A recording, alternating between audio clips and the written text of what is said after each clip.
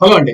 YS Jaganmohan Reddy గౌరవ ప్రతిష్టలకు ఏమాత్రం భంగం కలగకూడదు అని భావించే వైఎస్ఆర్ కాంగ్రెస్ పార్టీ నాయకులు, కార్యకర్తలు, ఆ పార్టీ సోషల్ మీడియా, ఆ పార్టీని సపోర్ట్ చేస్తున్న మీడియా ఈ చీకట్లో గులకరాయి అనే కథని ఇంతటితో ఆపేస్తే మంచిదేమో అనిపిస్తుందండి. ఎందుకనంటే ఇప్పటి వరకు వీళ్ళు ఇస్తున్న వెలివేషను, ఇప్పుడు ఈ సింపతి కథనాలు ఈ రెండింటి మధ్య బ్యాలెన్స్ తప్పిందేమో అనిపిస్తుంది. ఒకవైపేమో జగన్మోహన్ రెడ్డి అంటే ఎవరు అనుకుంటున్నారు? ఇంద్రుడు, చంద్రుడు, సూర్యుడు, దమ్ము ధైర్యం గల ఏకైక నాయకుడు. ఈ రాష్ట్రంలోనే కాదు ప్రపంచంలో కూడా జగన్మోహన్ రెడ్డి లాంటి ధీరోదాతుడు మరొకడు లేడు.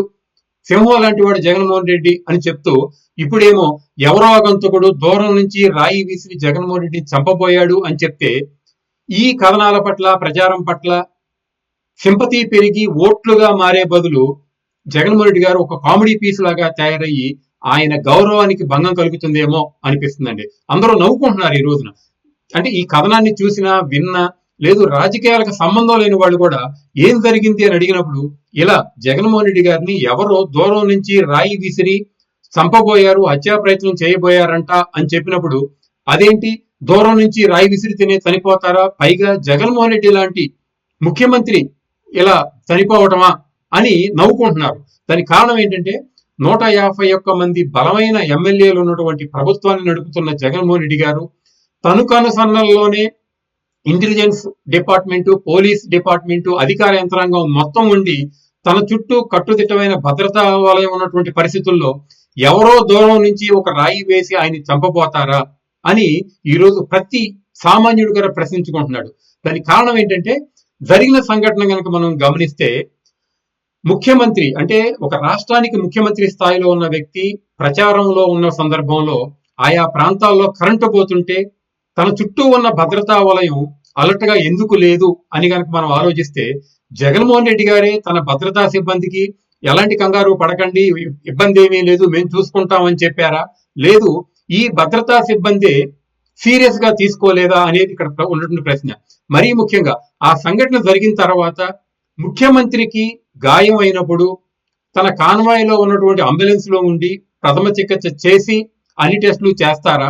లేదు అక్కడే ఉండి కెమెరాలకు ఫోజ్ ఇస్తూ కచీఫ్ తో అద్ది ఏదో పెద్ద గాయం అయినట్టుగా ప్రచారాన్ని కల్పించే విధంగా ప్రవర్తిస్తారా అని కనుక గమనిస్తే ఖచ్చితంగా జగన్మోహన్ రెడ్డి గారి పైన జరిగిన దాడి అనేది ఎవరి ప్రమేయం కాదు, వాళ్లే చేసుకున్నారా అనే అనుమానం మాత్రం ప్రజల్లో రావడం సహజం. ఎందుకనంటే ఈ జరిగిన సంఘటన వెంటనే జగన్మోహన్ రెడ్డి గారి మీద ఎవరికైనా కన్సర్న్ ఉంటే, ఆయన పట్ల ప్రేమ అనురాగాలుంటే ఆయనకి ఏం జరిగింది, ఎలా ఉన్నారు అనే దాని మీద ఎక్కువ కాన్సన్ట్రేట్ చేస్తారు. కానీ సోషల్ మీడియా కానీ, ఆయనకు ఉన్నటువంటి మీడియా కానీ, ఆయన నాయకులు కానీ జరిగిన సంఘటన వెంటనే జగన్మోహన్ రెడ్డి గారిని పక్కన పెట్టేసి చంద్రబాబు నాయుడు దుర్మార్గుడు, చంద్రబాబు నాయుడు దాడి చేయించేశాడు, తెలుగుదేశం కార్యకర్తలే దాడి చేశారు, జగన్మోహన్ రెడ్డి యొక్క రాజకీయ ఎదుగుదలను తట్టుకోలేక ఆయన ఎదిరించలేక ఇలా జగన్మోహన్ రెడ్డిని అంతం చేద్దాం అనుకుంటున్నాడు అనే ప్రచారాన్ని తీసుకెళ్లారండి. అయితే చంద్రబాబు నాయుడు గారు జగన్మోహన్ రెడ్డి గారిని చంపించడానికి రాయితో ప్రయత్నించాడు అనేది ఏ ఆధారాలతో ఈ వైఎస్ఆర్ కాంగ్రెస్ పార్టీ నాయకులు కానీ, కార్యకర్తలు కానీ, సోషల్ మీడియా కానీ చెప్పగలిగింది అనేది మనం గమనిస్తే పోలీసులు 24 గంటలు గడుస్తున్నా కానీ ఈ సంఘటన పట్ల ఎలాంటి ప్రిలిమినరీ ఎంక్వైరీ కూడా ఇంతవరకు చేయలేదు. అసలు ఎలా జరిగింది, ఎక్కడ జరిగింది, ఎట్నుంచి రాయి వచ్చింది, వచ్చింది రాయా మరొక వస్తువా, వేసింది ఎవరు, చేసింది ఎవరు, కుట్రలో ఎవరు పాల్గొన్నారు, ఎవరైనా సాక్ష్యాలు కానీ, ఆధారాలు కానీ, ముద్దాయిలు కానీ దొరికారా, ఇవేవీ లేకుండా కేవలం తెలుగుదేశం పార్టీ మీద, చంద్రబాబు నాయుడు మీద, ప్రతిపక్షాల మీద బురదేసి ఓట్ల లబ్ధి పొందాలి అనుకున్నటువంటి ఒకే ఒక కారణంతోనే ఈ ప్రచారానికి తెరదీశారు అనిపిస్తుంది.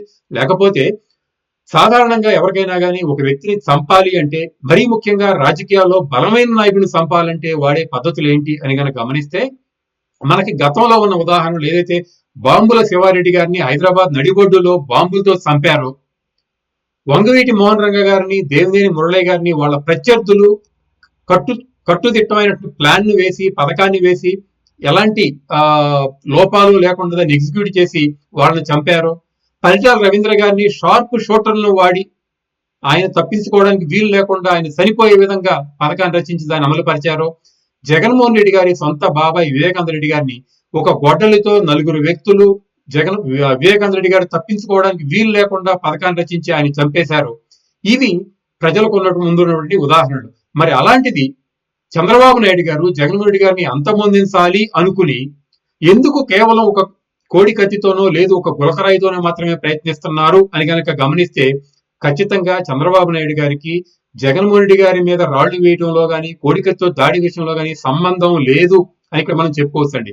ఒకవేళ వైఎస్ఆర్ కాంగ్రెస్ పార్టీ వాళ్ళు అనుకుంటున్నట్టే ప్రతిపక్షాలు తెలుగుదేశం పార్టీ చంద్రబాబు నాయుడు గారు జగన్మోహన్ రెడ్డి గారిని అంతమొందించడానికే రాళ్లతో దాడి చేయించారు, అది కూడా ఒక్క రాయితో దాడి చేయించారు అని కనుక భావిస్తే ఇది హత్యా ప్రయత్నంగానే మనం భావించాలి అనుకుంటే గనక మరి ఈ రోజున తెనాల్లో పవన్ కళ్యాణ్ గారి మీద విశాఖపట్నం గాజువాకలో చంద్రబాబు నాయుడు గారి మీద రాళ్లు విసిరారు కదా, ఇవి కూడా పవన్ కళ్యాణ్ గారిని చంద్రబాబు నాయుడు గారిని హత్య చేయటంలో భాగంగా వైఎస్ఆర్ కాంగ్రెస్ పార్టీ వాళ్ళు జగన్మోహన్ రెడ్డి గారు చేసినటువంటి కుట్రలో భాగంగా ఇవి హత్యా ప్రయత్నాలుగా మనం భావించవచ్చా అని వైఎస్ఆర్ కాంగ్రెస్ పార్టీ వాళ్ళు కనుక ఎక్స్ప్లెయిన్ చేస్తే ప్రజలందరికీ ఈ సంఘటన పట్ల విశ్వాసం కలుగుతుంది అని నేను భావిస్తాను.